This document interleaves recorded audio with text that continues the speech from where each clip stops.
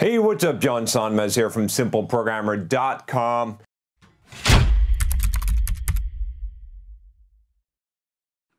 Just want to thank one of our sponsors, Reach.me. Reach.me is a platform for fans to communicate with their favorite influencers, celebrities, and entrepreneurs. Influencers set a price per video response. Fans enter their question and credit card. Influencers respond with a custom-made video response. You only pay when you get a response. So go to reach.me/simpleprogrammer to ask me a question or sign up for yourself at reach.me. I had a very productive day, and it's no secret that I consider myself somewhat of a productivity guru. I think a lot of people do. That's not to brag, but hey, you know, that's one of the things that I've been known for. And the reason why I'm so excited, why I wanted to make this video today, is because I have had a bit of a slump in my productivity, or what I felt has been my peak performance. So I'm going to plug something real quick, and then I'm going to tell you what happened and how I changed my day around, and how I actually am feeling great about being super productive today, and why I think that is. But first, I'm going to plug my productivity chapter in Soft Skills, Software Developer's Life Manual. There's actually a whole section on productivity, and I want to start there just in case you drop off and don't watch the rest of the video, because you definitely need to read that if you're concerned about productivity, which might be the reason why you're here watching this video. So check it out, Soft Skills, Software Developer's Life Manual. That's all I'm going to say about that. But let's get into what happened today and what's been going on with me. So first of all, I want to say what has been going on. I have been feeling kind of like shit. I'm being totally honest with you, because you know, one of the things that really has helped me to be successful in life, in doing what I want to do, is being super productive. And somehow, after running Simple Programmer and everything that happened in my life, and everything that's going on, and having employees and people to deal with and all this stuff going on, somehow I became a lot less productive. Now, when I say a lot less productive, some of you might be laughing, because you're like, oh, John, your definition of a lot less productive is like 10 times more productive than I am. And I get that. I understand that. I'm not trying to brag again here, but to me, it's not my standard. It's not my level. I wasn't able to get things done. I've been trying to edit my new book, which you can check out. Oh, see, I said I wasn't going to plug anything, but I'm going to plug it anyway. The Complete Software Developer's Career Guide. I've been trying to make the final changes on that and whatnot. You can sign up there, of course, for it.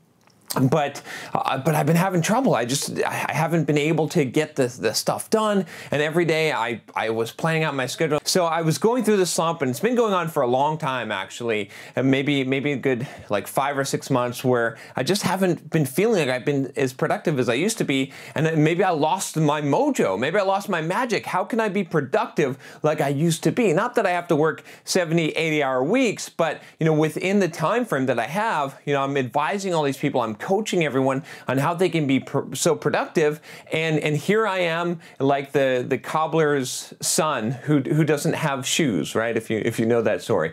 So I've been feeling down. I've been feeling bad about it, and I've just been wanting to be more productive and to have a little bit more time to do what I want to do. But when you feel like you're not getting everything done and you're not being productive, you feel like you got to double time it, and you don't ever feel like you can take a rest or a break or play a game or something like that. So that's where I came from. I know that's a long story, but I want to tell you what I did and what I'm going to do, and just some ideas that I have here in conquering this, because I had a super awesome productive day. It was one of the most productive days that I've had in a long time. I actually got 8 solid Pomodori done today, and I know that might not seem like a lot to you. If you don't know why I'm talking about Pomodori, you might want to check out how I plan my week, that video there.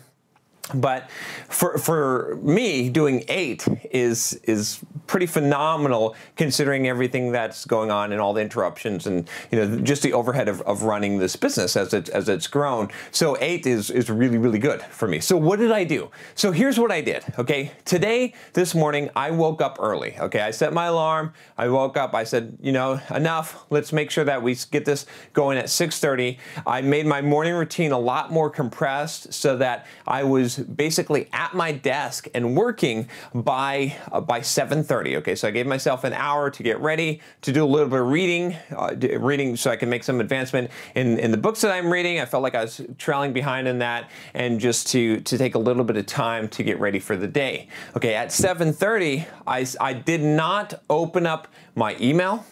I did not open up Slack chat. That's how I communicate with my folks at Simple Programmer. I didn't open up anything, and I didn't check comments on YouTube, anything like that. I just said, okay, what do I need to do? I opened up my Kanban flow, right, where I plan my week, and I opened up my calendar, and I said, okay, what am I getting done today? What is the first highest priority thing? And that was doing some editing for the book. And so I started that Pomodoro clock right away and just started working on it, focused, I closed out everything, did not let anything interrupt me, okay? And then when that Pomodoro was done, I took my 5-minute break, exercised a little bit, and just got it out of my system, and then I went straight back and got the second Pomodoro done. And I got that, and I just kept on doing that as much as I could today. Now, I didn't do it perfectly, right? But at some point in the day, I went and logged onto Slack. I think I got like 3 or 4 Pomodoro done before I went into Slack, before I did anything like that. I didn't even check email. I've barely scanned email today. I probably should have avoided it completely, but it was just so much better. I realized what was happening was that I was getting on the drip feed, right? I needed that hit, that adrenaline hit of checking stuff, of seeing what does Josh have to say today? What does Rodrigo have to say today? What's going on? How many sales are we making, right? What's in my email? What's critical that I need to deal with? How's YouTube metrics looking, right? Not to say that I didn't check any of those things today, but once you start getting into that, and once you start reading the news, or you read comments, and you let other people sort of dictate your emotional state, it becomes really hard. It becomes really distracting. There's always like a million things that you could possibly be doing instead of the big rock that you're focused on. And I know, some of you are like, John, this is what you've told me. Yes, I know. Sometimes I need to follow my own advice, and finally I actually did it today because I was falling behind. I had a lapse. This is what I used to do, right? This is how I used to live my life, and I'm like, oh wow, okay, yeah, hey, this shit actually works. This shit that I'm telling other people to do, it actually works when I do it myself. So anyway, I didn't do it perfectly, but I had a so much more productive day. I basically tried to remove distractions as much as possible, tried to ignore other people's priorities, and really put email towards the end of the day. I did check it a couple times. I probably shouldn't have, but here's where I'm heading, and here's where I'm going moving forward. I'm going to try some experiments here.